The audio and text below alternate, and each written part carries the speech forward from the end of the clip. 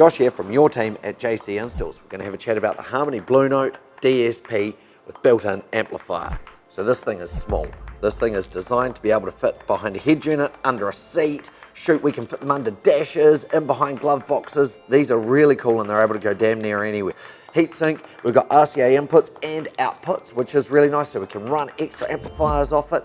It has 4 channels coming out of it, and it comes with all the wiring harnesses and the plug to plug it into a computer. So this piece plugs into a computer and allows us to tune everything up. It's got high powered output and it comes with this Bluetooth interface. So that means if we're putting it onto a stereo that doesn't have Bluetooth input, you can run your Bluetooth music streaming straight to this device, which can then power your speakers and drive your subwoofer.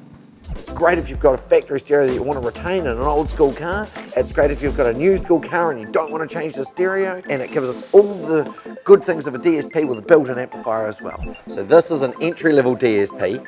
And the price point is half the price of our next competitive DSP with built-in amplifier. So we fitted one of these in a beautiful old school Celica. We also refitted a shaft mount stereo. We upgraded the speakers, but we kept them all behind the factory grill, so it all looked nice in factory. Everything just looked the way it would look coming from the factory.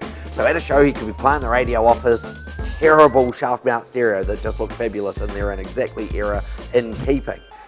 But when he was driving it, he flicked it over to the Bluetooth input and would drive along listening to his music his way, and it sounded fabulous.